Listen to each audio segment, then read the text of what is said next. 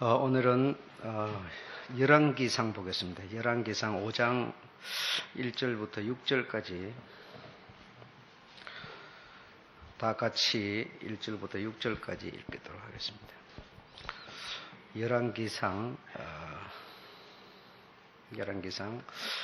5장 1절로 6절까지 다 읽어보도록 하겠습니다. 다 같이 읽어보시죠. 시작. 솔로몬이 기름 부음을 받고 그 부친을 이어 왕이 되었다 함을 두로왕 히람이 듣고 그 신복을 솔로몬에게 보내었으니 이는 히람이 평일에 다윗을 사랑하였음이니라. 이에 솔로몬이 히람에게 기별하여 가로되 당신도 알거니와 내 부친 다윗이 사방의 전쟁으로 인하여 그 하나님 여호와의 이름을 위하여 전을 건축하지 못하고 여호와께서 그 원수들을 그 발바닥 밑에 두시기를 기다렸나이다. 이제 내 하나님 여호와께서 내게 사방에 태평을 주시매 대적도 없고 재앙도 없도다. 여호와께서 내 부친 다윗에게 하신 말씀에 내가 너를 이어 내 위에 오르게 할 내 아들 그가 내 이름을 위하여 전을 건축하리라 하신 대로 내가 하나님의 여호와의 이름을 위하여 전을 건축하려 하오니 당신은 영을 내려 나를 위하여 레바논에서 백항목을 베어오게 하소서. 나의 종과 당신의 종이 함께 할 것이요 또 내가 당신의 모든 말씀대로 당신의 종의 싹을 당신에게 붙이리이다. 당신도 알거니와 우리 중에는 시돈 사람처럼 불목을 잘하는 자가 없나이다.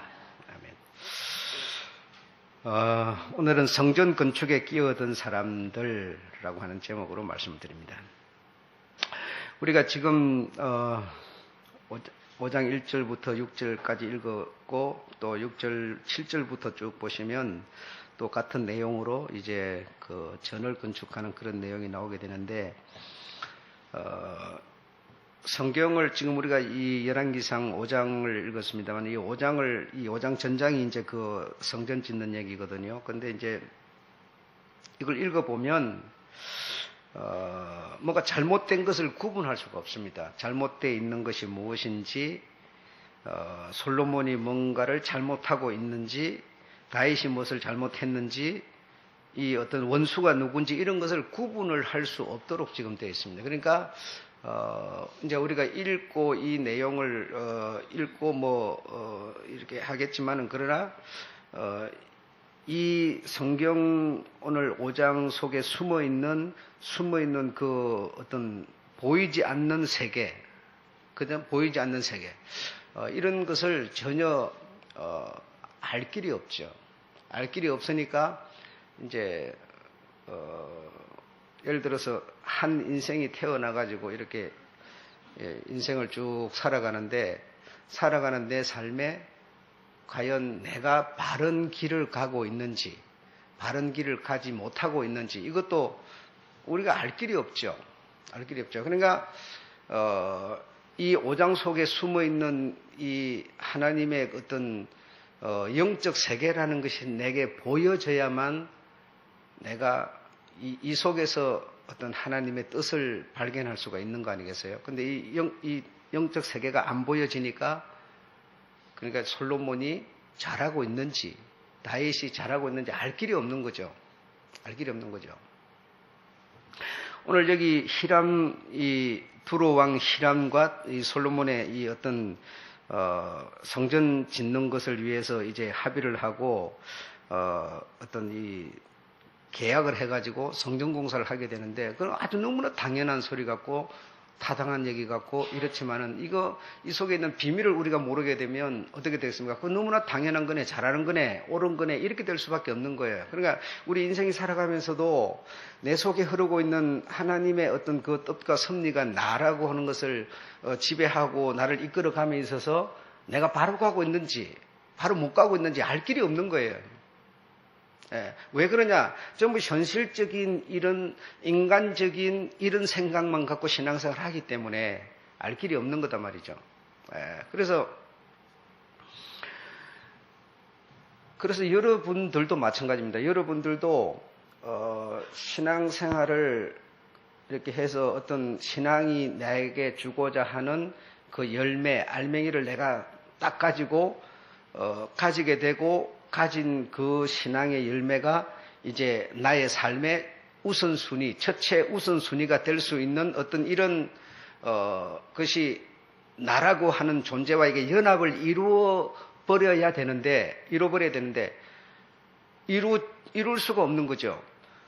듣다가 말다가 들었다가 말았다가 나왔다 말았다 해서 하니까 뭐가 신앙인지도 모르는 거예요. 그럼 내가 바로 가는지 안 가는지 이렇게 가면은 진짜 천국이 내게 앞에 도착을 할 건지 이게 없는 거거든요. 지금 우리가 지금 찬송을 예수 믿으면 영생을 얻으리라. 그 예수 믿으면이 뭐예요? 어떻게 예수를 믿는 겁니까? 그렇잖아요. 그 예수 믿으면 영생인데 그 예수를 그럼 가만히 신앙생활 안 하고 있다 죽을 때 나 예수 믿는다 입으로 말한다 그러면 영생이 되느냐 이 말이에요. 근데 소를 들어볼 때는 그렇게 돼 있잖아요. 예수 믿으면 영생을 얻으리라 이랬잖아요. 그러니까 예수 믿으면 영생을 얻으리라니까 예수 믿으면 내가 예수 믿는데 뭐 영생 얻으려고 예수 믿는 거니까 그렇잖아요. 그래 예수 믿어서 영생을 얻는 데는 내용이 있는 거 아닙니까? 그 내용이 내게 없으면 나는 안 믿는 거고 영생도 없는 것이죠. 그렇죠? 내용이 있어야 될 거 아니에요. 믿으면이 뭐의 믿으면의 내용인가가 있어야 되는 거잖아. 그렇죠? 여러분 학교를 다니는 사람이 뭐 초등학교가 되든 중학교가 되든 대학, 여러분 한 180일을 다녀라. 내 개인 사정으로 50일만 댕기세요. 그럼 졸업장을 받을 수 없습니다. 그렇죠? 여러분 그래서 우리가 신앙이라고 하는 것이 내 이 정신세계 속에 딱 뚫어져서 내 중심을 이 신앙이 잡아줄 수 있는 상황이 되려면 나를 투자를 하지 않고는 안 되는 겁니다. 그런 측면에서 내 얘기는 앞으로 인류는 얻었다고 밖에 볼 수 없는 거예요. 오늘도 여러분 이 세계가 다 지켜보는 가운데서 대국을 했는데 사람이 컴퓨터한테 졌습니다. 예. 사람이 이길 거라고 100번 장담했지만 실제로 해보니까 컴퓨터가 이겨버렸어요. 예. 인공지능을 가진 컴퓨터가 사람을 이겼다. 대국 9단째를 이겼다 이 말이죠. 그러니까 나라고 하는 자를 용광로 속에 집어 던져서 용광로에 그 풀풀 끓는 물이 실제로 나와 이게 연합을 이루고 난 다음에 우리가 어떤 조금 빗나가더라도 빗나간 나를 뒤에서 고무줄처럼 확 잡아당겨 줄 수 있는 힘이 내게 있는 것이지 용광로에 나를 집어 던져갖고 3년이면 3년, 6년이면 6년 어떤 교육을 안 받았는데 어떻게 내가 그냥 생각해라. 그냥 믿으면 영생을 얻어요. 이 소리밖에 못하는 거죠. 믿음에는 뭐가 있어요? 내용이 없는 거예요. 믿음에는 내용이 없어. 그래서 앞으로 이 젊은 층들이 사실 믿으면 영생을 얻으려다 이 말은 누구나 쉬우니까 하지만 믿음에는 내용이 없는 거예요. 그러면 과연 교회가 지켜지겠습니까? 교회가 안 지켜진다는 것은 결국 내가 안 지켜진다는 거예요. 그렇죠? 눈에 보이는 교회도 눈에 안 보이는 교회도 지켜질 수가 없어요. 그러면 그냥 흡패를 지고 있는 거죠. 흡패. 아무 의미 없는 되지도 않는 패를 지고 있는 것이죠. 여러분 그렇게 돼버리면. 그래서 굉장히 이 신앙을 성공시켜낸다고 하는 게 어려운 겁니다. 여러분 단순하게 생각할 문제가 절대로 아니에요. 그래서 오늘은 이 솔로몬이 성전 공사하는 것에 대한 내용이 이 열왕기상 5장의 전장을 나와 있는데 여러분이 항상 나는 정말 주의를 여러분 다 주의를 지키는 분이죠.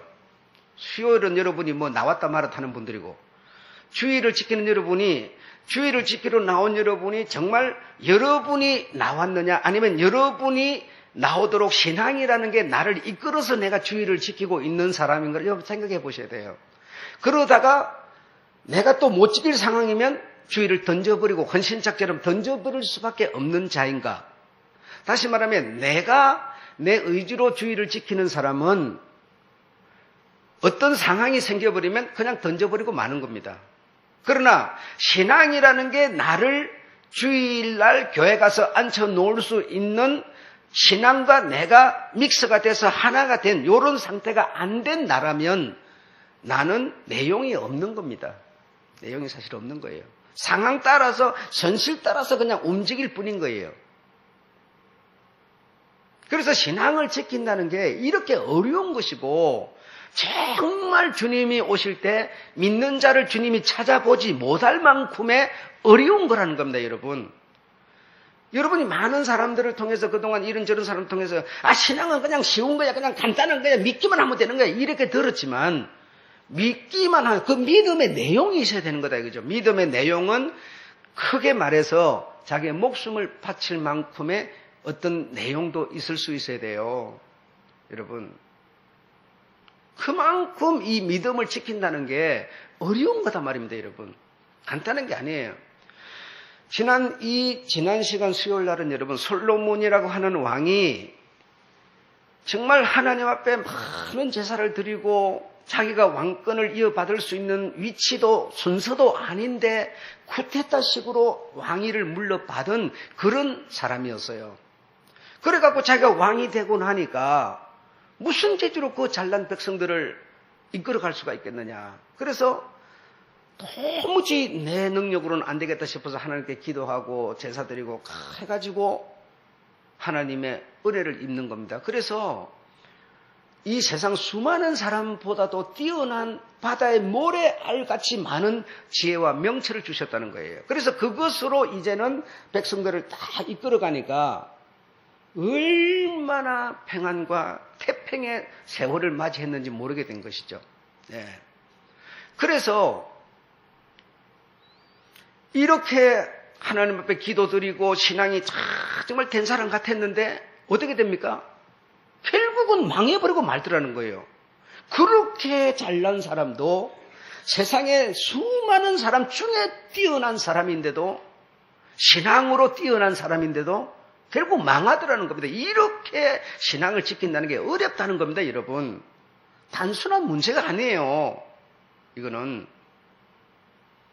여러분이 정말 우선순위를, 내 목표를 무엇에 두고 있느냐, 그 목표, 지금 말할 때는 나 앞으로 신앙의 목표를 두리라 말이야 그리 하지요. 근데 그게 주 안에서 이루어지는, 주와 내가 믹스가 돼서 이루어지는 목표가 돼야지 내 고집으로 의지로 이거는 여러분 상황에 따라서 흔들려 버리는 거란 말이죠. 안 되는 거란 말이죠.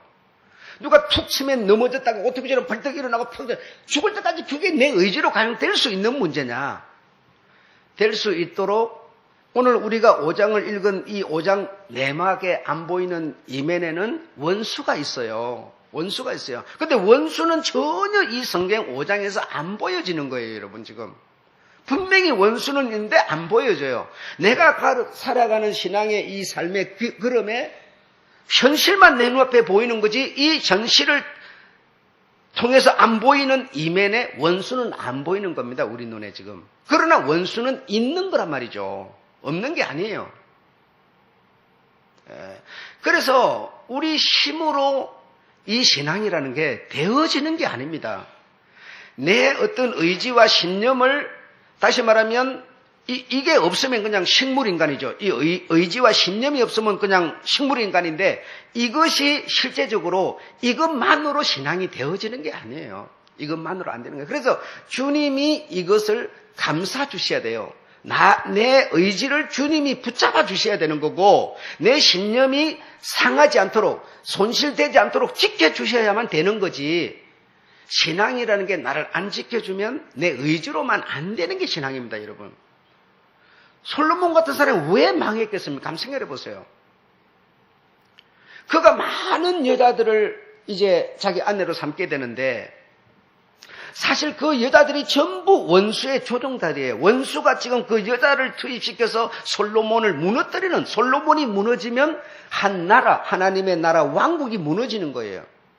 지금 이 세계는 하나님의 나라의 왕국과 세상 왕국이 두 개가 대치해가지고 서로 지금 상대를 무너뜨리는 전쟁이 벌어지고 있는 거예요. 그런데 우리에게 그런 게 보이느냐? 안 보이잖아요. 하나님의 왕국이 어디고 세상 왕국이 어디고 우리 눈에 현실밖에 안 보이는 거거든요. 그래서 원수는 지금 솔로몬에게 계속 잘난 이 여자들을 아내로 자꾸 들어가게 만들어서 결국 솔로몬을 무너뜨리는, 하나님의 나라를 무너뜨리는 일을 하고 있는 거거든요. 그러면 솔로몬은 지혜가 그렇게 많은 사람이 그걸 몰랐겠습니까? 한번 생각해 보세요. 그러니까 순전히 솔로몬이 몰라서 여자한테 솔딱 넘어가가지고 결국 다른 신을 쫓도록 하는 여자에 의해서 솔로몬이 무너져 버렸겠느냐 이 말이에요. 여러분도 어쩌면 안 무너질 수 있을 텐데 누가 와서 속닥거리면 그 말 듣고 여러분이 무너지겠어요? 솔로몬은 세상 사람들 중에 뛰어난 사람이었어요. 누구도 그를 간섭할 수 없는 수준의 사람이었어요, 여러분. 그의 지혜와 명철이 뭐라고 그랬어요? 바다의 모래알 같다고 그랬어요, 여러분. 누가 그를 그 중심을 다 깨뜨려 볼 수밖에 없는 그런 사람이었어요. 두 여자가 와가지고 자기 아들이라고 막 싸움박질하니까 벌써 왕은 딱 이미 알아차렸죠. 그래서 딱딱 재판을 해서 가려내는 사람인데 그 지혜를 누가 이길 수 있느냐? 응? 아무도 못 이기지. 그런데도 이 솔로몬은 무너지는 것은 자기가 무슨 게임에 빠져서 유혹을 받아서 그 정도면 우리보다도 못한 거죠. 그런 게 아니라 애굽의 여자를 아내로 맞을 때도 이 여자를 내가 아내로 받아오면 애굽까지 내가 전도해버릴 거야. 이렇게 생각했어요. 애굽까지 내가 다 여호와의 신앙으로 바꿔버릴 거라고 생각했던 거예요. 이방 모든 여자들을 아내로 받아들일 때 이것들이 와서 나를 유혹하면 어떡하지? 이게 아니라 니네들이 내게 오기만 와봐. 내가 니들 전부 다 내가 다 전도해가고 다 전부 여호와 신앙으로 바꿀 거야. 이 생각을 갖고 있었던 겁니다. 여러분. 그가 뭘 몰라서 넘어지는 그런 수준이 아니에요. 그런 수준이 아니에요. 그래서 애굽에 있는 여자를 갖다가 아내로 모셨을 때는 그 애굽이라고 하는 그 당시 강대국을 내 발 아래 무릎 꿇리고 말 거야. 이렇게 생각했지. 무슨 지혜가 부족해서 그들에게 넘어간 게 아니었습니다. 여러분. 지금 이제 성전 짓는 얘기가 이제 나오는데 왕이 되고 나서 성전을 이제 짓게 되는데 성전 짓는데도 마찬가지예요. 아버지 다윗이 성전 지을 수 있는 이런 기구들도 준비를 해주고 돈도 많이 못 주고 금도 은도 못 주고 이래가지고 그 아들에게 싹 물러 줬습니다. 이 성전을 지으라고. 그래서 그것과 함께 이제 막 성전을 짓는 이런 얘기가 나오는데 여기도 사실 알고 보면 뭐가 잘못된 게 있는지 없는지를 알 수가 없어요. 뭘 잘못했나? 이 사람이 뭘 잘못했나? 이게 알 수가 없어요. 그러나 이 속에 실제적으로 비밀은 흐르고 있는 거거든요. 성전을 짓는데 솔로몬이 뭘 잘못했는지가 지금 흐르고 있는 거거든요. 그래서 우리의 이 삶은 태어나서 예를 들어 100살까지 산다고 하면 이 100년이라고 하는 기간 동안에 우리는 100년을 살다 죽으면은 그냥 흙으로 돌아가고 그냥 유에서 무로 끝나버리는 이런 문제가 아니라 우리 사람은 하나님으로부터 와서 하나님께로 가는 거거든요. 그리고 우리 사람이 죽으면 돌아가셨다 이렇게 말해요. 돌아가셨다. 내가 태어난 내가 원래 왔던 생명이 왔던 곳으로 돌아간다는 얘기예요. 말은 실제로 하면서 믿지는 않는 거거든요. 여러분 우리가. 실제로 우리가 온 곳으로 우리가 돌아가는 겁니다. 돌아가는 거예요. 생명이 요만했다가 우리가 어른이 되면 생명이 이만큼 커진 줄 압니까? 생명은 여러분 커지지도 않아. 똑같은 생명이 아기가 태어날 때 그 생명이 주어져가지고 그 생명이 이 내 몸속에 살다가 생명이 뭐예요? 온 곳으로 가는 거예요. 이 몸은 이 땅에서 벗어버리고 생명이 가는 거예요. 이 생명이 다시 영원한 곳에서 살 수 있는 새 몸을 다시 입어서 가서 이제 사는 곳으로 가게 되는 거란 말이죠. 그러니까 돌아가셨다고 말하는 거예요. 죽으면 그런 길을 우리가 가는 이런 길을 우리가 잊어버린 겁니다. 차단이 되어버린 거예요. 소유해서 가지고 있을 수 있는 능력을 상실해버린 거예요. 그 상실된 이 다리를 다시 놓아주시는 분이 하나님이세요, 여러분. 그래서 그 하나님에 의해서 우리 생명이 다시 우리 왔던 곳으로 돌아갈 수 있는 길을 하나님으로부터 우리가 다시 받게 되는 것이죠. 그래 이런 내용들이 실제적으로 영적인 얘기이기 때문에 손에 보이고 잡히는 게 아니에요. 아니다 보니까 우리는 자꾸만 현실로 돌아가 버리는 거예요. 눈에 보이고 어떤 잡히는 것으로만 자꾸만 이해하게 되는 거예요. 여호수아를 통해서 이제 하나님이 모세를 통해서 광야, 또 여호수아를 통해서 요단강을 건너서 가나안을 들어가게 만드는데, 여호수아가 이제는 앞에 있는 적군을 무너뜨리면서 가나안을 들어갔지만, 가나안을 모든 그 어떤 주변 이 국가들을 다 지배하고 점령하지를 못했어요. 그래서 12지파, 아무리 이스라엘에 사람이 많아도 그 조상은 12명의 어떤 12명에 의해서 이게 번성되고 충만한 어떤 민족이죠. 그러면 조상이 12이라는 얘기예요. 그럼 조상 12 부족을 나눠가지고 제비를 뽑아가지고 너는 어느 지역을 공격해서 차지하지 못한 것은 다시 차지하고 정비를 하고 해서 그걸 너의 이제 기업으로 삼고 살아라. 이렇게 여호수아가 제비를 뽑아서 이제 이렇게 너는 이곳으로 이렇게 지시를 받게 되는데, 지금 이 가나안 중에 이 매의 눈과 같은 두 눈이 있다고 그랬죠. 그 눈이 하나는 뭐라고 그랬어요? 여러분 기억할 사람이 내가 볼 때 별로 없을 것 같아요. 왜 그러냐? 그냥 예배에 나와가지고 그냥 얘기를 듣는데 어떤 흘러가는 맥을 잡으려고 하는 능력이 없고 생각이 없고 그냥 예배 참석하고 그냥 하는 소리, 그걸 뭔가 진지하게 듣고 배우고 3년 6년 어떤 교육을 통해서 가지려는 게 아니라 그냥 예배 참석하는 것으로 그게 믿는 거기 때문에 이런 수준에 우리가 머무르고 있는 거예요. 그래서 매에 두 눈이 있는데 하나는 뭐라고 그랬어요? 가사라고 그랬어요. 가사는 블레셋이라고 그랬죠. 그래서 블레셋은 결국 안 무너지고 있다가 삼손 때 가가지고 무너졌는데 그래도 완전히 점령하고 갖지를 못했어요, 여러분. 또 하나는 어디인가 하면 두로라고 그랬어요. 두로는 저 지중해 해변에 있는 두 매의 눈과 같은 곳이다. 그래서 블레셋은 그래도 반쯤은 다 무너뜨려 버렸어요, 이 삼손이. 근데 이 두로는 누가 두로의 제비를 뽑아서 무너뜨려야 될 책임을 맡았는가 하니 다한 지파가 맡았어요. 다한 지파가 맡았는데 다한이 그 싸움 해가지고 뺏으러 가가지고는 정말 유혹을 받아가고 홀딱 다 넘어가 버렸어요. 예. 그래서 다한 지파는 무슨 싸움을 해보지도 못하고 다 넘어가 버려가지고 다한 지파는 성경에 보면 없는 지파같이 돼버렸어요. 그래서 이제 성경을 모르는 사람은 다한 지파가 우리 한국 당군 조상이다 막 이런 엉뚱한 소리를 막 하게 됐는데, 다한 지파는 두로를 점령해서 차지하라고 하는 여호수아의 명을 받고 지가 제비를 그렇게 뽑아놓고도 결국 못 해내고 가자마자 그 어떤 돈과 어떤 그 지방 어떤 문화에 그만 속해가지고 홀딱 넘어가가지고 흔적도 없이 사라져버린 지파가 다한 지파입니다. 다한 지파. 그러다 보니까 이 지금 가나안이라고 하는 이 가나안은 근본적으로 뭡니까? 하나님의 원수죠. 원수. 그래서 이 가나안은 언제든지 지금 기회를 노리고 있다가 반드시 하나님께 대항하여 하나님과 비기리라고 하는 이런 꿍심을 갖고 있는 겁니다. 언젠가는 내가 하나님의 나라 이스라엘 너희를 무너뜨릴 거야. 하나님 나라를 무너뜨릴 거야. 무너뜨리고 다시 내가 하나님과 비길 수 있는 하나님보다 어쩌면 더 나은 세상의 1인자가 될 거야 라고 하는 자가 가나안이에요. 그럼 가나안이 다 무너지고 지금 가나안에 근본적으로 한 눈은 뽑혔는데 한 눈이 어디인가 하면 두로라고 하는 두로 왕이 하나님의 원수로 표현되는 거 아닙니까? 그래서 이사야서 에스겔서에 보게 되면 두로는 뭡니까? 하나님의 원수죠. 하나님과 내가 싸워서 비기리라고 하는 원수가 이 두로지요, 두로 여러분. 그런데 솔로몬은 지금 뭡니까? 두로 왕 히람을 끌어들여가고 뭘 하고 있어요? 성전을 짓고 있는 거예요. 그러면 그 성전이 온전하겠느냐 이 말입니다, 여러분.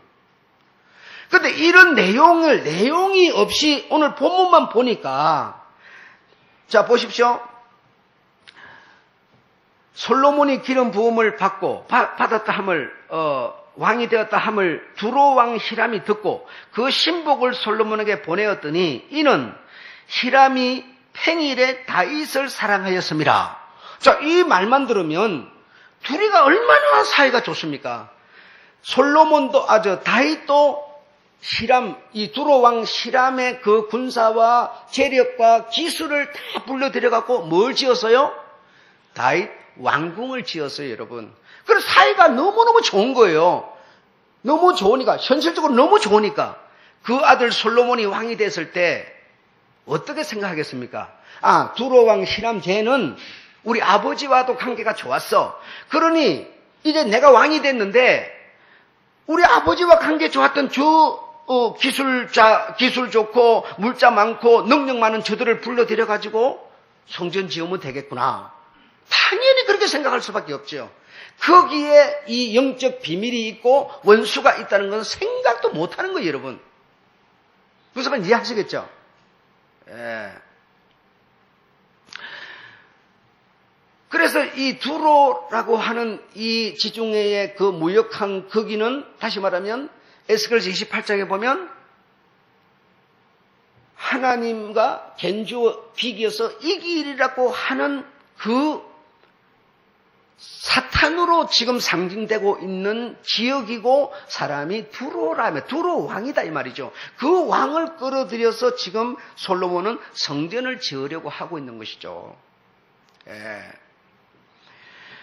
그래서 지금 우리가 쭉 읽었습니다마는 레바논이라고 하는 이 레바논의 백항목하고 잣나무 숲이 어마어마한 숲이 있는데 이 해변가 숲이 있는데 이 지역이 어디에 속해 있는가 하면 두로에 속해 있어요, 여러분.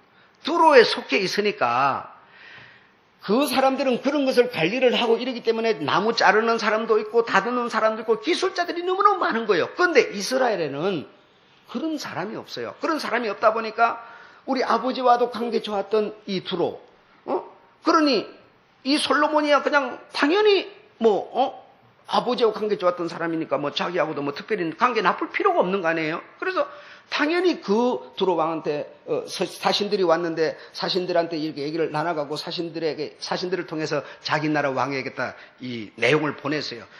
그리고 당신은 영을 내려 나를 위하여 레바논에서 백항목을 베어오게 하소서. 나의 종과 당신의 종이 함께 성전을 건축하기로 하고, 그러니까 7년 동안 이제 성전을 건축을 하는데 자기 궁은 30년을 짓고 성전 건축은 7년 이렇게 짓게 됩니다. 그래서 이제 완공을 하게 되는데, 그래서 당신이 기술자하고 나무하고 이 모든 이 성전 짓는데 어떤 자재하고 이거 다 가져오면 바다를 통해서 운송해서 이렇게 가져오면 우리는 당신한테 양식을 주고 기름을 준다. 기름. 그 기름이 무슨 기름이냐면 식물 기름.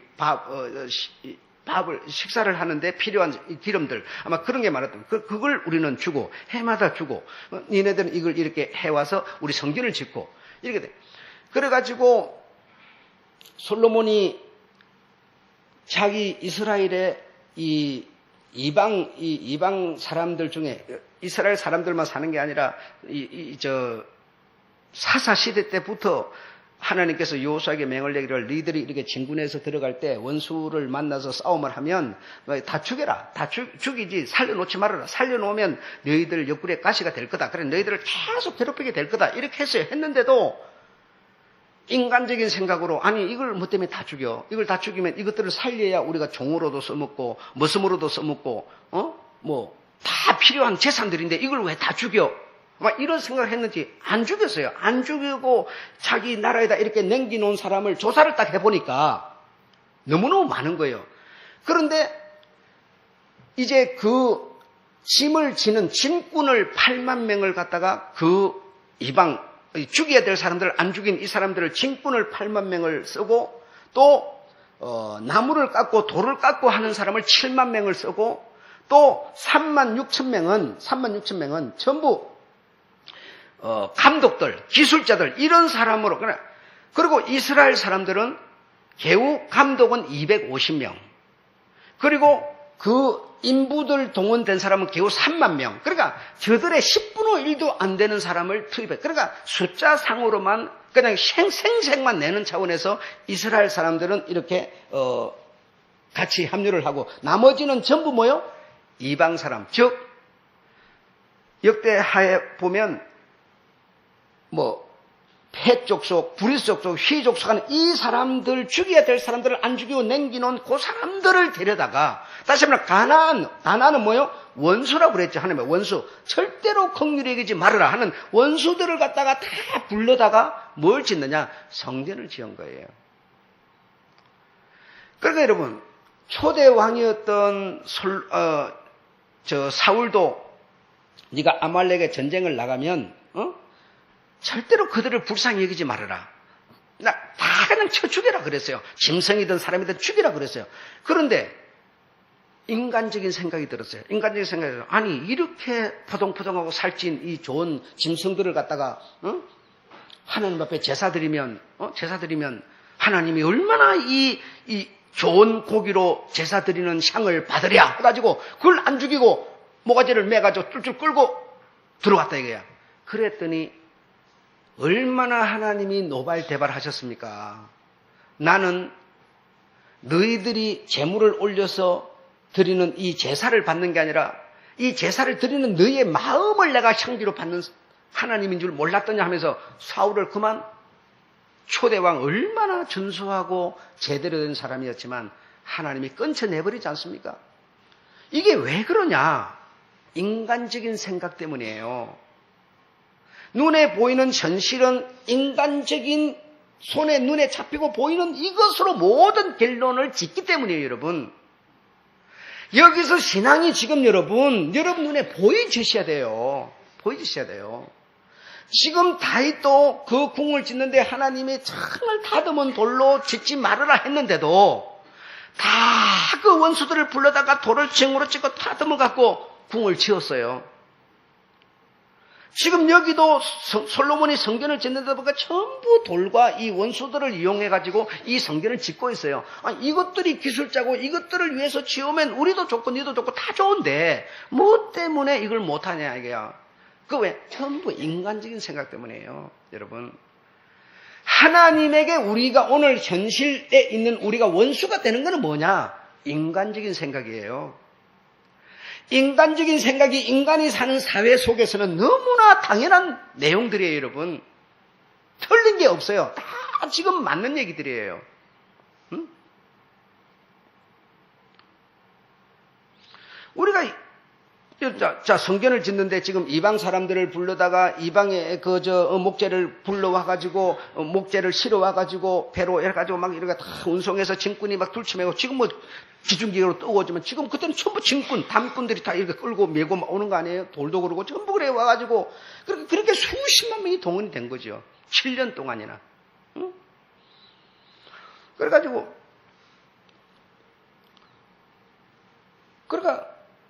그렇게 많이 사람이 동원이 되는데 우리 이스라엘 사람만 갖고 되냐 이거예요, 그게. 그러니까 성전은 지어야 되겠고 당연히 그렇게 하는 게 당연한 거 아니냐. 그게 뭐냐면 인간적인 생각. 하나님이 성전을 지으라 한다면 내가 돈을 내고 내가 몸을 들이고 내가 시간을 들이고 내가 열심을 들이고 해가지고 믿음 위에 이 반석 위에 성전이 지어져야 되는 것이지 원수들을 이용해가지고 나는 몸 편차고 뒤에 빠져있고 원수들을 통해서 성전을 지으면 눈에 보이는 것은 현실적으로 성전이 지어졌지만 그게 어떻게 하나님이 받으시고 거기에 제사를 드리는 제사를 하나님이 어떻게 받으실 수가 있겠습니까? 한번 생각해 보십시오. 지금 똑같은 현실입니다. 이런 얘기가 옛날에 이스라엘 얘기 이렇게만 듣지 말고 지금 여러분 우리가 하나님께 정말 전을 지어 드립시다. 이렇게 되면요. 여러분이 수고하고 여러분이 돈을 내고 여러분이 노력을 하고 이래갖고 성전이 지어져야 되는 것이지 여러분은 돈 내는 거 아까워서 다 감춰놔 놓고 있고 목사님 그러지만 이러면 어떻겠습니까? 뭐 어떻게 하면 좋은데 솔깃하고 들어보니까 내 돈 내려면 아까우니까 감춰놔 놓고 뭐요? 융자를 얻어가고 성전을 지읍시다. 그럴싸하거든요. 그럴싸죠. 그걸 하나님이 받으시겠습니까, 여러분? 응? 그래갖고 내 돈 내는 건 아까우니까 감춰놔 놓고 뒤로 빠져있으면서 전부 융자를 받아가지고 우리가 다 모아가고 한 거 융자 갚으면 될 거 아니에요. 말은 걸싸한데 갚기는 뭘 갚아요? 그래서 융자 받아서 전을 지으니까 결국은 지은 사람과 그 목사는 거기서 누리지도 못하고 뭐며 쫓겨나고 마는 거예요. 돈 있는 사람이 다시 차지해버리는 거예요. 똑같은 상황이 지금 벌어지고 있는 겁니다. 하나님은 지금 다윗에게 명해서 솔로몬 그놈을 통해서 지어라 이런 뜻이 아니었어요. 내가 누구에게 너희 선조나 너희 부족에게나 내가 주의 전이 없다고 내가 강야에서 천막 밑에 잔다고 내가 언제 전을 지으라고 한 적이 있더냐 그러잖아요. 그런데 이 사람들은 자기가 그래도 좋은 궁에 살고 있는데 하나님도 좋은 자리 좀 하나 만들어 드려야지 이런 생각 때문에 시작이 됐는데 그러면 정말 너희들이 그런 믿음이라면 네 왕궁 그 반 지은 거 그 반 뚝 잘라가 그거 갖고 짓지. 그 돈 내 갖고 하지. 너희들은 돈 들이고 몸 들이는 거 아까워서 개우 감독 250명밖에 차출 안 해놔놓고 저놈들은 15만 7,300명을 투입을 시켰어요. 그 기술자들을 그 이방 하나님이 싫어하는 그 원수들은 말이죠. 이렇게 해가지고 주의 전을 짓는다고 나서고 있으니 어떻게 하나님이 그 전을 기뻐 받으시고 보존하실 수가 있겠습니까? 예? 그래서 예루살렘 성전이 결국은 무너지는 것이고 성전뿐 아니라 하나님의 원수 이 두로는 자신이 계획하고 있는 그 설계대로 뜻대로 차츰 일이 만들어져 가고 있는 거 아닙니까? 그러나 그거는 전혀 이 잘난 이 멋쟁이 사람들이 볼 수 없는 것들이었어요. 보지 못했어요. 그래 결국은 다 흔적도 없이 티도 없이 다 무너지고 다 죽고 끝난 거 아니겠습니까? 그래서 여러분 우리가 이 신앙생활 이제 이런 것은 다시 말하면 이 성경은 우리를 또 하나님을 또 나를 보는 뭐라고 그랬어요? 거울이라고 그랬죠. 그 어떻게 가는 것이 바른 길이냐 옳은 것이냐 알 길이 없어요. 이런 거울이 없이 그냥 우리가 내 생각에 좋은 대로 내 기분대로 그냥 내 하고 싶은 대로 이렇게 돼버리면 신앙이 안 되죠, 여러분. 기준이 없어져 버리잖아요. 그래서 이 성경은 우리가 가야 될 길을 보여주는 거울이란 말입니다. 거울. 그러면 이 거울에 보니까 성전을 이런 식으로 지으니까 뭐 하더라? 망가지더라. 이걸 보여주는 거울이거든요. 여러분이 돈을 내고 여러분이 땀을 들이고 노력을 해가지고 여러분의 돈 이만큼 있는 거 반 딱 잘라고 이러고 성전을 딱 지었다 생각해보세요. 그 성전을 허물겠습니까, 여러분? 사랑하지 말라고 그래도 서로 사랑해가지고 막 그냥 성전을 위해서 막 확장시키고 노력하려고 애를 쓰겠죠. 내 돈 들어간 거 하나도 없고 내 어떤 돈이 투입이 된 게 하나도 없으니까 무너지든지 말든지 자빠지든지 말든지 상관이 없는 것이죠. 그래서 왜 교회들이 지어져 가지고 그 교회를 이렇게 개척해가고 지은 목사가 떠나고 후임자가 왔을 때 왜 교회가 무너지느냐? 그놈은 돈 들인 게 하나도 없거든요. 아까운 게 하나도 없어요, 여러분. 응? 처음에 개척해서 지은 사람은 자기 성과 자기 일생이 들어간 거 아닙니까? 일생이. 그러나 그 목사가 이제 은퇴하고 나가버리면 다른 사람이 또 이제 오게 되는데 그 사람이 일생이 뭐가 들어갔어요?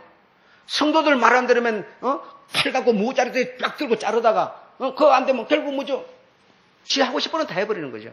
그래서 다 2세대 때 무너지고 마는 이유가 바로 그런 겁니다. 예. 내가 자식을 낳아갖고 내 배속으로 낳고 키우고 막 성과 열을 다해야 그 자식과 정말 이런 관계가 있는 것이 내가 낳지도 않았고 키우지도 않았고 그 내 자식이라 그 무슨 의미가 있겠습니까? 응? 똑같은 얘기죠. 그래서 오늘 우리가 이 읽은 5장에는 사실 성전을 짓는 데 있어서 말할 수 없는 그 비밀이 영적 세계가 지금 있는데 이 내용 자체로 봐서는 전혀 그런 게 보이지 않는단 말이죠. 보이지 않는 이 내용만 보면 다윗하고도 히람하고 굉장히 사이가 좋았구나.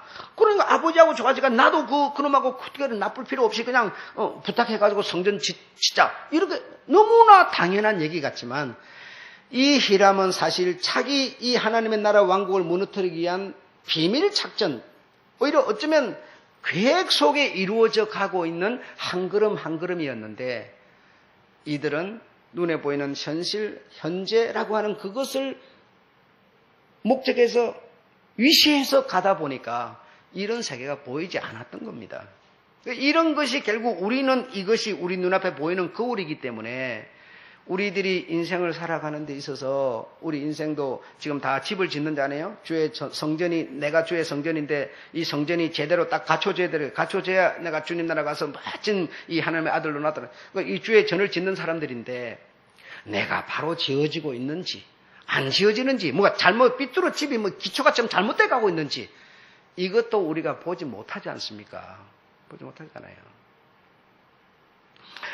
여러분 참 이런 것을 생각할 때 참 답답한 거죠. 답답하고 여러분이 더도 덜도 마시고 여러분이 여러분의 자식을 한번 생각해 보십시오. 남의 자식은 여러분 말하면 기분 나쁘니까 내 자식을 봤을 때 내 자식이 과연 내가 지금 물러나고 그들이 정말 이 교회를 그리고 그들이 이 사회의 주역이 됐을 때 과연 하나님이 말씀하시는 말씀과 같이 그들이 과연 가줄 수 있겠는가? 나는 내 자식을 과연 그렇게 키우고 있는가? 키웠는가? 한번 여러분의 자식을 한번 생각해 보십시오. 그러면 여러분의 앞날이 그리고 이 인류의 앞날이 어떨 것인가는 한눈에 보이는 겁니다. 여러분 지금. 너무 답답한 나라는 사람이 이런 나도 어떤 게 없다 보니까 내 자식이 지금 너무 내가 볼 때 내 수준에서 봐도 문제가 있는데 하나님 입장에서 보면 얼마나 문제가 있겠어요. 그런데도 애통해하는 것도 없죠. 그냥 그런가 보다. 요즘 사회가 그래. 그 이면에는 원수가 지금 다 끼어가고 이끼를 싸가지고 그놈을 꼼짝 못하게 붙들고 있는 건 생각을 못해. 그저 눈에 보이는 어떤 조언이 뭐예요? 그냥 직장이나 댕기고 돈이나 벌고 뭐 이러면 그냥 뭐 아이가 바룩하고 있는 줄만 하는 거예요. 여러분 신앙을 지키기 위해서요. 신앙을이라고 하는 것을 지키기 위해서 좋은 직장 못 들어가는 사람 많습니다. 한두 명이 아니에요. 좋은 직장이 아니라 신앙을 지키기 위해서 내가 가고 싶고 하고 싶은 거 못하는 사람도 많습니다. 여러분. 내가 못한다고 남도 다 못하는 거 아니에요. 그래서 참 내가 이렇게 오랫동안 믹서돼갖고 신앙이 딱 이 나라고 하는 이 신앙이 내가 이 하나가 된 사람은 그것을 위해서 참 버릴 것도 많고 손해볼 것도 많고 이렇게 되는 것이죠. 우리가 세상을 살면서 여러분 한 달에 돈 100만 원 버나 80만 원 버나 20만 원 차이 나지만 그러나 정말 신이라고 하는 하나님이라는 신이 나를 이끌어서 위대해가는 이런 삶이 된 사람은 20만 원 적더라도 그것 때문에 다른 마음 다른 길 걷지 않습니다. 걷지 않습니다. 그런데 지난 시간 얘기가 뭡니까? 세례 요한이 왜 그렇게 하나님의 아들 메시아 오기를 그렇게 기다리고 있다가 딱 만나고 나서 왜 그렇게 돼버립니까? 왜 그렇게 됩니까? 현실주의자죠. 현실주의자. 로마의 압제 아래에 있는 이 민족을 누가 구해주랴? 서기관 바리새인 이 열심당원들이 전부 그 로마의 억압에서 헤어나게 만들어주는 메시아만 생각했기 때문에 주님이 오신 목적은 뭡니까? 전혀 그 이면에 있는 내용을 이루시려고 오신 건데 자기가 가진 사상과 안 맞으니까 끝까지 죽을 때까지 그는 생각을 돌이키지 않아버리고 말았어요. 이런 것처럼 오늘날 우리들이 신앙이라고 한다고 하는 것이 전부 뭐예요? 내 돈벌이 잘해주고 내 잘 살게 만들어주고 이것이 목적이 돼서 신앙하고 있다면 우리가 세례요한과 무엇이 다르겠습니까? 세례요한은 천국에 온 자들 그 누구라도 너보다는 클 것이라 그랬는데요. 세례요한이 어찌 큰 자로 천국 갈 수가 있겠습니까? 갔다 하더라도 천국에서 그는 가장 작은 자지요. 주님의 말씀을 우리가 이길 수는 없는 거니까요. 주님의 평가가 그러했으니까요, 여러분. 그런 저런 생각 안 하고 그냥 세례요한 최고 위대한 사람 이 생각만 해왔을 뿐인 것이죠. 그러나 천국에서는 지극히 작은 자라도 니보다 더 클 것이라 주님이 바로 그런 평가를 내렸던 거예요. 그러니 여러분, 정말 우리 걸어가는 이 삶에 내가 정말 살아가는 진짜 내 목적이 뭐냐? 내 사는 목적이 정말 뭐냐? 이런 것도 결혼하는 신랑 신부가 목적이 없이 결혼을 하면 어떻게 되겠습니까? 자, 사귀는 사람이 누가 그러대요? 사귀면 콩깍대가 씌어갖고 아무것도 안 보인대. 그 전부가 좋게 보인대. 그 왜 그렇습니까요? 기준이 없기 때문에 좋게 보이는 거죠. 몇 가지만 기준을 정해 보십시오. 몇 가지만. 그 몇 가지가 뭐냐? 종교, 성실, 직장, 4가지, 5가지만 딱 정해놓고 한번 그 사람을 봐봐요. 그러면 해답이 촥 나오지 않겠습니까? 목적 없이 보니까 콩깍지가 씌워갖고 전부가 좋게 보이는 거죠. 성실하지도 못하고 돈 가치도 알지 못하고 왜 버는지도 모르고 그냥 이런데도 그냥 목적이 없으니까 그냥 마냥 좋은 거지. 몇 가지만 목적을 세우면 여러분 안 보일 수가 없어요. 다 보여요, 여러분. 내가 살아가는 삶의 목적이 뭐냐? 왜 사냐? 내가 왜 지금 살아 있느냐? 딱 기준 정하면 여러분 안 보이지 않습니다. 다 보이게 돼 있어요. 목적도 없이 그냥 그냥 배고프니까 밥 먹고 밤이니까 잠 자고 일어나면 또 일해야 되고 일하고 그러니까 살기 위해서 먹느냐 먹기 위해서 사느냐 뭐가 뭔지를 모르는 거예요 지금.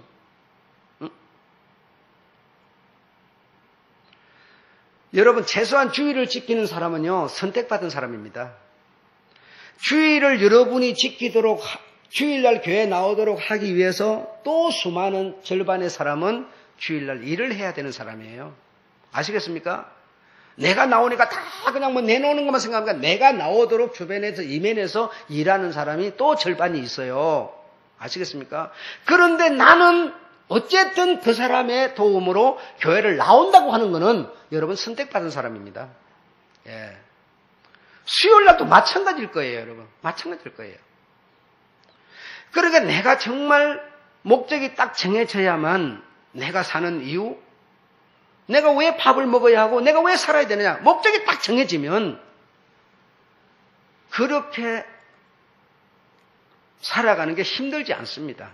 목적이 없기 때문에 힘든 겁니다. 이렇게 잘난 사람 솔로몬, 초대왕 제끼고 올라선 다윗도 이면에 알고 보니까 이렇게 실수와 허물이 많았어요. 그 왜 그랬느냐? 이면에 있는 영적 세계를 보지 못한 이유들 때문에 그랬던 겁니다. 그럼에도 불구하고 우리 주님께서 이들의 수고와 고통을 이해해 주시고 받아주신 것에 대해서 얼마나 감사한지 모르죠. 얼마나 감사한지 모르죠. 그러니까 내가 못해서도 하나님이 알아주고 받아주겠지. 이렇게 여러분 안이한 생각을 하지 마시고 내게 주어진 100년이라고 하는 인생의 시간을 정말 이 시간을 목적을 정해서 그 목적에 투자를 한다면 내 인생의 100년이 반드시 처음과 마지막이 알파와 오메가가 우리 주님이신 것처럼 우리들도 그런 둘레 속에 우리가 올라서게 되는 거예요. 그 신앙이라고 하는 것을 지키는 게 이렇게 어려운 거란 말입니다, 여러분. 어려운 거라고요. 그래서 안 어우르려면 목적을 정하셔야 되고 눈에 보이지 않는 이 영적 세계에 자기의 목적을 달성하기 위해서 두로왕 히람은 다 여자들을 통해서 솔로몬을 무너뜨리고 성전 짓는데도 자기 사람을 투입하고 그래서 결국 솔로몬 때 다음 때에서 무너져버리지 않습니까? 결국 하나님의 왕국 쓰러뜨려버리지 않습니까? 그래서 이스라엘의 기독교가 어디 있습니까? 그 이스라엘 그러니까 여러분 그거는 우리가 우리보다 월등 뛰어난 기독교 있는 줄 아니요 없어요 거기. 기독교를 거부하고 그들은 받아들이지도 않고 있어요. 그렇게 나라 쫄딱 망해버린 나라 아닙니까? 그런데 우리는 그 나라가 돈이 많고 무기가 많고 의지가 강하니까 이스라엘 최고야. 이스라엘 최고야. 이러고 있잖아요. 뭐가 이스라엘이 신앙이 없는데 최고입니까? 안 그렇습니까? 거기에 기독교가 어디 있고 거기 예수가 어디 있어요? 없어요. 정말 이 다윗을 통해서 세워진 하나님 나라 다 망해버린 거 아닙니까? 다 무너져 버렸잖아요. 응? 이름만 갖고 있어 뭐예요? 이스라엘이라고 하는 이름만 갖고 있어 뭐합니까? 신앙이 없는데 원수는 결국 자기의 그 뜻대로 성공해내지 않았습니까? 이것처럼 여러분의 인생도 지금 원수는 지금 하나님의 나라가 원수 왕국이 계속 우리를 어떤 방법으로 쓰러뜨릴까? 우리를 신경 쓰고 있는 것이죠. 여러분의 가장 귀한 것을 무너뜨리려고 그럴 거예요. 이 싸움 속에 우리가 있다는 사실을 우리가 알고 믿으셔야 돼요. 그래서 거기서 내가 나를 지켜내기 위한 주님의 도우심을 구하고 내 의지를 투입시키고 해서 신앙을 성공해내야 된다는 얘기를 이 오늘 5장은 하고 있는 것이죠, 여러분. 이해하셨죠? 여기까지 지켜져 온 이것이 얼마나 감사한 일입니까? 이것이. 우리야 뭐 살든 뭐 10년을 앞에 20년을 더 살겠습니까? 젊은 세대가 이런 하나님의 나라와 하나님의 나라인 나를 공격하는 원수의 세계를 이해하고 알아서 이 싸움에서 승리해내야 될 텐데 젊은 세대가 눈에 보이는 것만 추구하는 이런 세계가 됐으니 그들에게 과연 이 우리 주님이 원하시는 신앙이 지켜져 갈 수 있겠는가? 가슴 아픈 일이 아닐 수 없습니다. 내가 늘 얘기하지만 수요일날 청년이 나와서 예배를 드리지 않는다 이거예요. 그들이 그래서 뭘 중심해서 살까요? 얼마나 가슴 아픈 일인지 몰라요, 여러분. 1년에 한 2번 데리고 가가지고 쭉 그리고 손 들고 오면 그게 살아갈 수 있는 힘이 됩니까, 여러분? 3년이면 3년 용역에서 집어넣어서 교육을 받아서 만들어져 나와야 되는데 하나님의 나라를 여러분 정말 좀 고민하고 좀 걱정하고 주님의 마음 같은 마음을 가지고 그러셔야 돼요. 정말 우리가 믿음이 있는 하나님의 나라를 세워가고 갖고 가는 사람들이라면 그냥 들놀이같이 구경꾼처럼 이래서는 안 됩니다. 좀 책임감을 느끼셔야 돼요. 아셨죠? 솔로몬도 무너뜨리는 원수가 우리랴. 이 솔로몬의 세계 속에 이 원수가 있을 줄 꿈엔들 알았겠습니까? 찬송하십시다.